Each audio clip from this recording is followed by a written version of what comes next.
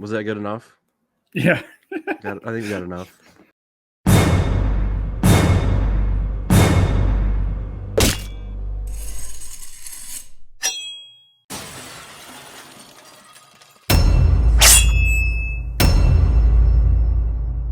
Welcome back to Return to the Disc. I am Dan, and you are watching Friday the 13th, Part 4, the final chapter review. And to kick it off, I have a special guest.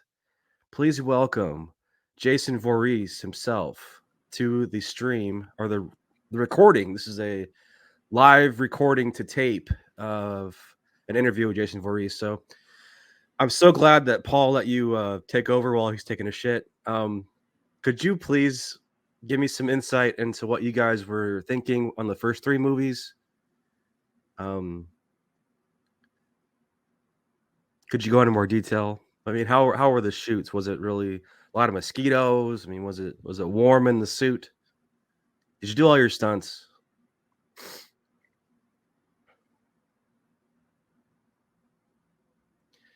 Do you have any weapons on you right now? Are you carrying anything?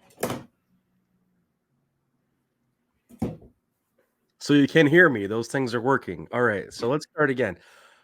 Movies 1 through 3. Did you have any issues production wise? I mean, do you know all the killings fake, right? So I mean, having a relationship with your mom like that, I'm just so nervous. All these questions I have, but how are you today, Jason?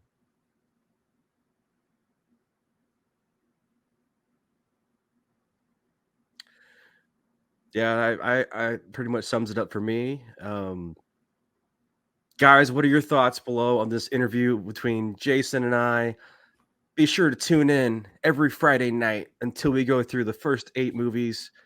And Jason, do you know where Paul is?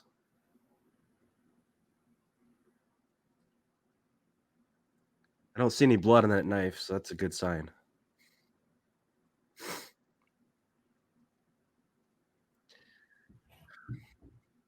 Jason, are you dead? Yes. We are back. Paul is back in the captain's chair after Jason. He just wasn't really communicating, and I shouldn't be surprised. Don't worry, I got rid of him. Is there any blood in that chair? Let me just say, he won't bother you again. Wow.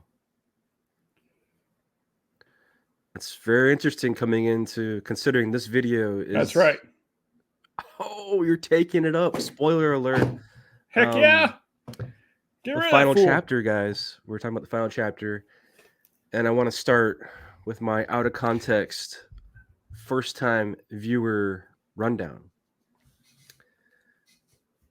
You ready, Paul? I'm buckled up and ready to go. Okay. We got a recap of the first 3 films. Hockey mask, exploding title. Joseph Zito shows on the screen. Creepy coroner, exercise video, sexy time next to a corpse. Jason saws the neck. Oh, Jason's alive and he saws the neck. A nurse gets knifed. This is, my handwriting's terrible. Mommy daughter jog time. God, I'm horny. Handwriting? Why don't you do it on your phone, man? Come on, it's 2023. Canadian hitchhiker. Banana squirt death. Girl talk in the bathroom. Peeping Feldman. Twin hottie bikers. Me and Simon? 6 boobies. 6. Like no, in that wait, one are you scene. counting each boob or in one scene we get 6 boobies on the screen. Oh, sweet. It was like for like a couple frames, but it was. I knew I liked this one. Car trouble. 2 more drowning boobies. Switchblade roadside assistance. Monster mask collection. Hand puppet monster. A metal dance. Metal dance moves. Hand through the crotch.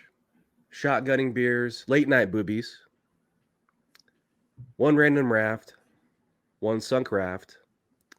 Harpoon to the nuts. A Jason fish.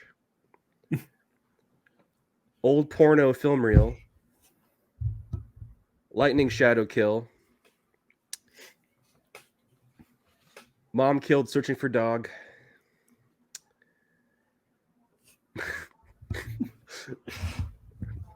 Run these panties through your computer, teddy bear.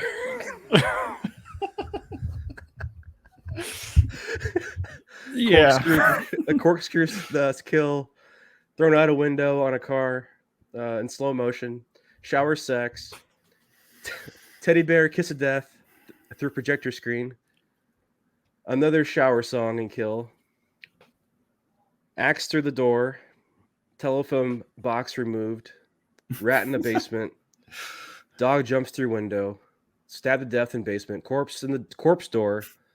Here's Jason. TV to the head, tumble out of house, split hand, Jason Feldman, almost there, skull sliding finish, Tommy Feldman, make sure he's dead. All right, that's my long-winded rundown. Which is good because that shows how much better this one is compared to 3. That we have that long laundry list of all the totals. Because 3 didn't have very much. You're right. You're right. Do you want me to go through Yeah, mine? hit your rundown, Paul. All right, here we go. Ready? Buckle up. Ready. All right, so we have 1 perverted mortician, 1 clumsy nurse, 1 bone saw to the neck, 1 knife stabbed in the chest and ran downward, ruining a nice white uniform. Obligatory teens that look 40, 1 hitchhiker stabbed through the back of the neck, morgue sex, because what other kind is there? one head twister, multiple boobs and buttocks, characters repeating themselves way too much, which is, I'm going to get into that in a second. 1 raft impalement, 1 spear gun through the twig and berries, 1 crucifixion.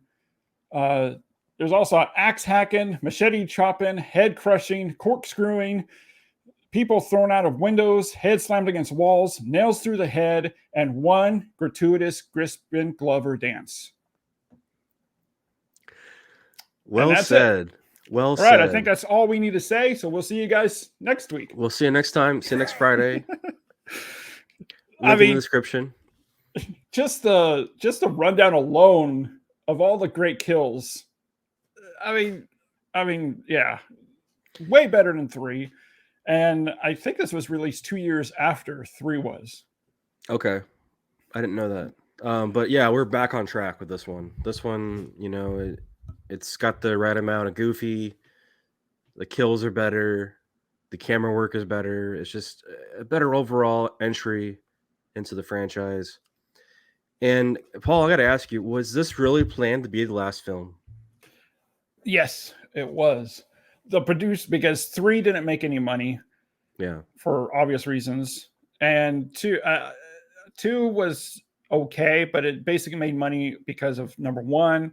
And it didn't, none of them, from what I've researched, none of them were big hits. I mean, this movie, let me see here. I think I wrote it down to put it in perspective. Maybe I didn't. Let me see here, just a second.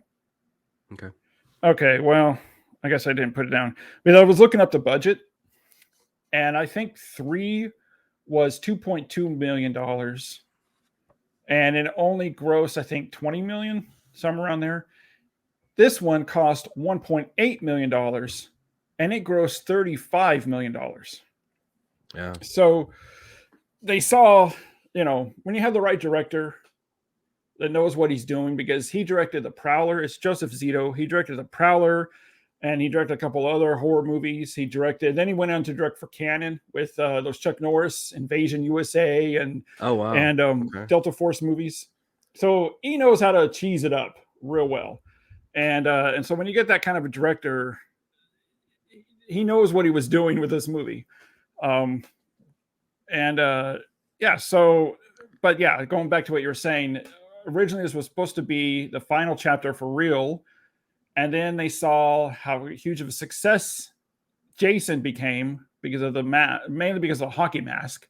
Yeah. And then and they kept it as the final chapter through the theatrical run until it hit video. Because after 4, when 4 came out, that's when it exploded.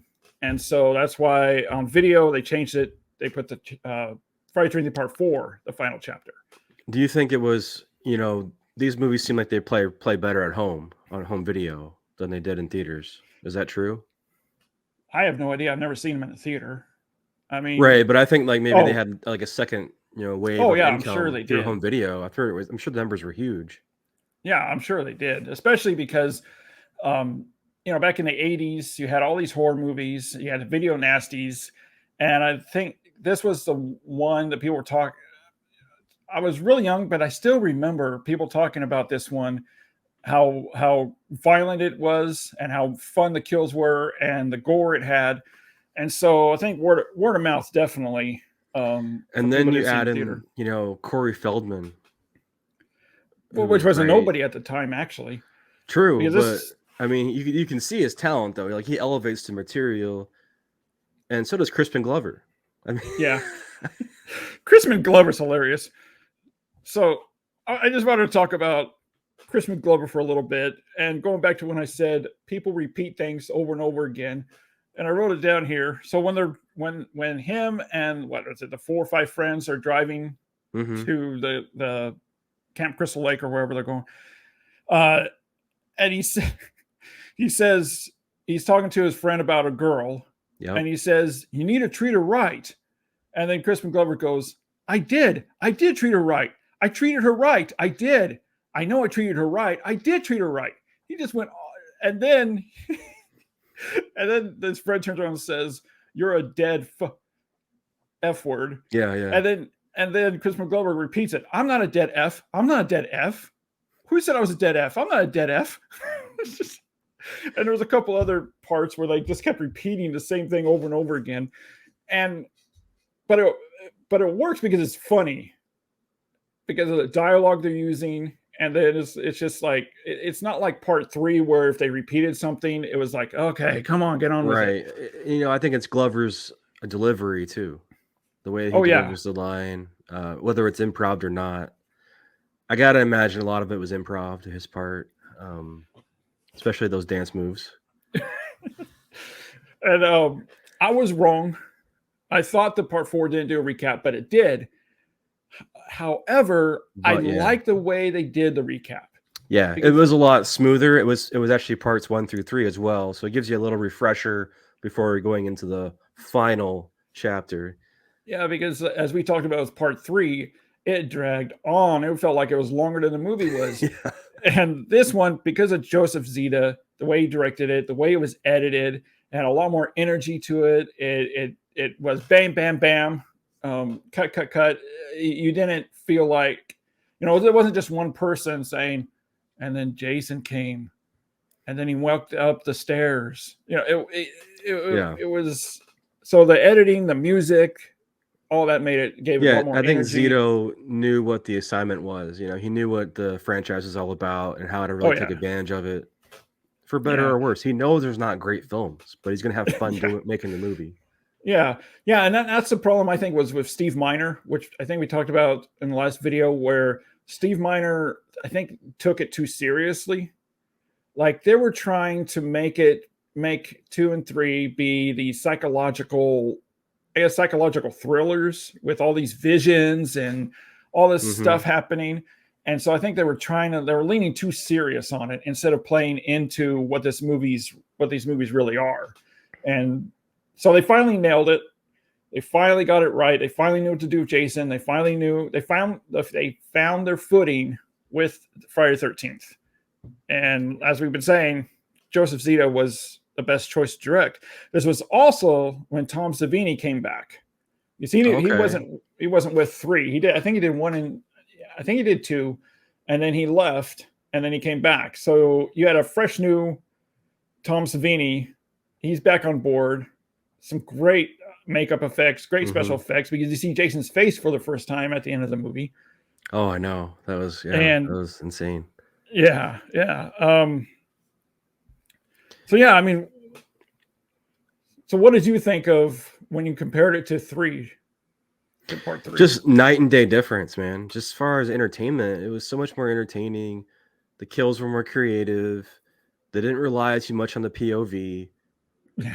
The pacing was there, and the supporting characters were, you know, they weren't just, I don't know, casualties. They felt like I didn't feel for them, but I also kept wondering, like, especially at the end, I was like, are they gonna kill a kid? Is he gonna Yeah. kill Tommy? And Yeah. they probably backed into this and decided to go with it further. But I've seen the next two, so I would consider this the start of the Tommy trilogy in the Yeah. inside the 13th franchise. We'll get into it in the next two movies, but Yeah. yeah, Yeah. I was surprised that they the way that it ends with Feldman sort of disguising himself as a young Jason. I thought that that tied well in with the first movie in a way, with a Yeah. nice little twist, but it wasn't like they had been in the previous two movies where they were just really forcing those twists and stuff. This one felt earned, like Tommy's kind of going crazy like the final girls had, but it's Corey Yeah. Feldman does such a great job with playing the different emotions. And I just love the scene too where he's looking at the girls. I Oh. just was Yeah. like, okay, I can relate to that. I've been there. Yeah. I mean, without repeating ourselves over and over again, it has a lot more energy. They knew what to do with it. Um, but some funny. I mean, it has some great scenes too, memorable scenes that were funny, but they weren't like. I guess they weren't dumb funny. Right. If you know what I mean. Like it's funny enough that you want to see it again. Like Yeah. for me, you're thinking to yourself, why is Voorhees' tombstone right on the side of the road when they're passing it? And I think some of the quotes were memorable. Like you could do probably the run this through the computer with all your friends. Back in the '80s, people were probably saying that to each other. Well, it's funny too. And the morgue scene, I love the morgue scene in the beginning with this perverted mortician and the nurse, and he's trying so hard to make out with the nurse, and finally he does it, and then what is it? Jason's hand falls down Yeah, on him. his arm falls down. Yeah, Yeah, touches him. and then he reacts to that. Holy gee, it's like it's so overacting, but it's done with charisma. I guess is the word. It's very charismatic. Um, I also love the way the movie opened, where it was a crime scene. It showed the aftermath of everything that happened to three. Yes, I Person was believe that was a like tracking shot, right? yeah, Of every, yeah, I yeah. like that too. It was a oneer, I believe. Yeah, yeah. I don't think there was any Yeah, cuts. yeah, Yeah, it opens up with a burst of light from the helicopter, and then we pan down and see and just kind of follow the police around the aftermath of the crime yeah. That was scene. great. Yeah, I love that, and that shows too directing. You know, Yep. especially when you compare this to number three. It's like Right. you know, um, I think my favorite kill this time was the Crispin Glover one. oh yeah, for sure. I like that one. Um, I will say though that I think the teens were also done differently, where they weren't just crazy sex teens, and the only thing they had in their mind was sex and sleeping with each other. And also you had three different groups instead of just a group of teens wandering That's the true. woods. You had actually three different groups. So you had the teens, you had the couple, then you had the single mom and the two boys. And I Yeah, like because they're that. living up there, Yeah, which is yeah, strange. It was so strange to me. but I like that aspect too, because in the last three, or was it three? I don't know, three.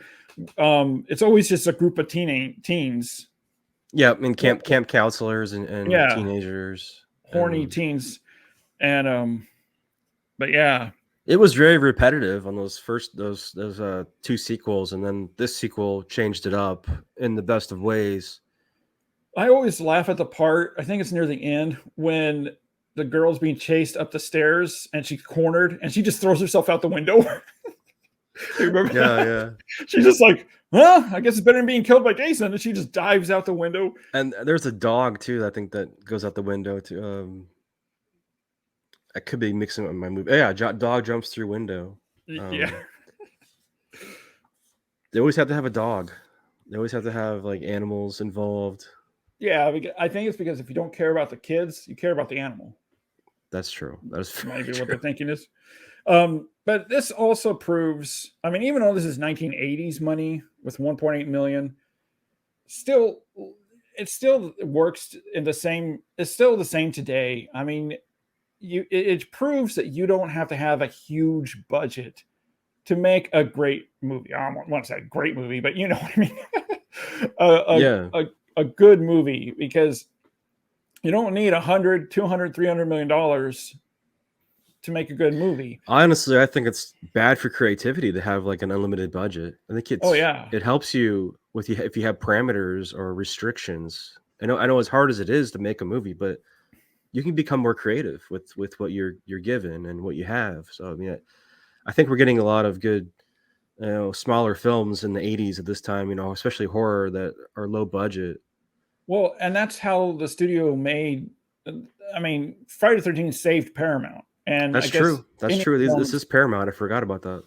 Yeah, I mean they had Indiana Jones, but it was really Friday the 13th because they kept the budget real small, $1 to $2 million, and it grossed 30. I'm not sure how much the others after this gross, but probably 30 to $50 million, and I mean that's huge. Plus And home video rentals and all. Yeah, and just yeah, exactly, exactly. So I'm just blown away by how movies like Nightmare on Elm Street saved New Line Cinema, Friday the 13th saved Paramount, and it just shows. I think you said in the first video that you didn't watch horror for so long because you kind of thought it's yeah. just maybe this dumb genre. It's lowbrow. I want to watch actual films. I don't want to watch cheap horror movies. And what are your opinion now? What's your opinion now after watching movies like this? Oh, it's completely changed. Having actually been a cinematographer for a horror film, and then watching horror films and being inspired and looking at the budget, it's like, oh, that was really low budget. I mean, I was totally wrong about the whole genre, and there's still like a place to tell stories and have great characters within the Yeah. horror genre. And a lot of horror movies are relevant to what current events are going on. You have Romero and his movies always had a bigger meaning behind them. So yeah, I mean, I was completely wrong. So if anybody out there is on the fence about horror movies or in general, just especially these type of horror movies, because yeah, slashers. I would say give them a chance and appreciate at least like the music, the craftsmanship behind the the camera music is so angles, good in all these movies. and yeah, exactly. Um, And yeah, I mean, it just shows that this is another reason why directors, like we talked about before, directors' first films are usually horror movies because they're a lot of fun to do. You don't have to have a huge budget, and you can make it within a month and be done with it. But I'm with you too. Like these type of movies inspire me to want to write and make movies to the point where Simon and my brother, yes, my brother Simon and I were watching part four last night. I forgot his name. We're watching part four last night, and we suddenly were like, we gotta do something. Let's go do something. So that's awesome. we took my phone and we just made like a little thing, nothing huge. And so I can't wait to edit it and put it together. And we're going to use the Friday 13th music to it. And we it all comes down to creativity, because when you have a big budget, you become lazy. Yeah, exactly. Because you can get anything you want. Yeah. You take creativity. It doesn't really come naturally then, or you're not forced to be And, creative. and it's like when you have 10, 15 different cameras, you don't need, Yeah. and so like this, I mean, I don't know about you, but I've been on movie sets where it's only like just two or three cameras. And I was on a set once where I'd only had one camera for a Usually it's day. one. Yeah, I was gonna say. Yeah. And the director was basically the cinematographer, and he was able to get the shots he wanted to get, some cool angles and things like that he wouldn't have been able to get if he was doing a bigger budget. And yeah, so these smaller, lower budget horror movies really saved a lot of studios, and they're not low, they're not really lowbrow, I guess. I mean, don't think of them as lowbrow, Right. I don't right? anymore. Yeah, yeah. I mean, they're not sophisticated. You know, it's not But they're Amadeus, not supposed to be either. That's the but thing. That's the yeah, thing too. I mean, I think I thought, oh, they're just trying to be like Christopher Nolan or something. Just it's a naive feeling behind, but they're not trying to go for that. They're just trying to yeah. go for entertainment and have a good time. Have a nice 90-minute ride and you're out kind of thing. And some of the shots are so creative and so good. Like just even the POV shots, it doesn't. Excuse me. With I'm sure they used some kind of steady cam, but the shots and everything that they, especially in this one, so creative, such creative kills, and a lot of the kills were done on the fly. Like Oh there yeah, were I'm sure. that documentary that I was telling you about.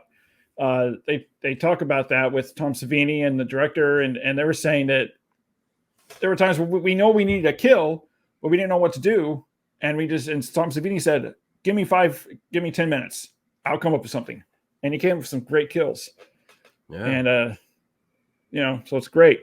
Going back to you said your favorite kill was the Crispin Glover. Yeah. So I think I got two of them here. I do like the shower scene where Jason grabs him by the head and smashes his head against the back of the wall, on the wall. That's the second I like Psycho reference in the franchise I've noticed so far. yeah. I love that kill, and also I love the ending when they kill Jason, because, or when she, is it Corey Feldman that rams the machete through Jason's eye. And then Okay. keeps hitting him. Yeah, and I love that because when he falls down on the butt of the machete, and it's still going through his head. I love that. I've always loved that. So I think those are my two favorite kills. Again, it's the Tom Savini-ness of it, Oh the yeah, sliding the blade up the skull, and then all yeah. just I guarantee you they did not think of that beforehand. That was not in no. the script. No, he's like, that'd be cool if he kept pushing down on the machete and it was going straight through his head, and it looked great too. Yeah, it still holds up. So, what do you think about? Well, we already discussed this about Corey Feldman tricking Jason, making himself look like a younger Jason. Yeah, we already talked about It's a that. callback to the second movie where she tries to be mommy, and then Yeah, but I felt like it was better though because it was handled better. it was handled better. Yeah, the execution was way better. Yeah. It didn't seem forced. It made sense to me as much it can make sense in this movie, but it made sense enough to me. And Feldman plays it so well. I wanted him to continue, but I guess he probably Yeah, got popular, right? yeah. Because after this, he did Goonies and Yeah. exploded. Yeah. Not physically, but stardom. But yeah, so that's why he's only in the beginning of 5, because that's all they could do. Right. But yeah, I mean, like I said, like I kept telling you, I couldn't wait till 4 to watch 4. So this one is probably up there with the first one for you. Oh yeah. I mean, I'll If tell you not right your now. favorite, is it your I'll tell favorite you, so far of the yeah. 4 that you've watched? Out of all 8 of them, if you were to say, okay, which one do you want to watch, I'd choose 4. Okay. And Crispin Glover's dance. I mean, come on, that alone is worth seeing it for. That is true. That is so true. Guys, if you haven't seen it, you got to check it out. Yeah, let us know below if you've seen Friday the 13th Part 4, the final chapter, what your thoughts were. And let us know what your favorite kill is too. Yeah. Because there's quite a few in this one. Yeah, it was loaded with it. They really made up for the Crap Fest 3 was.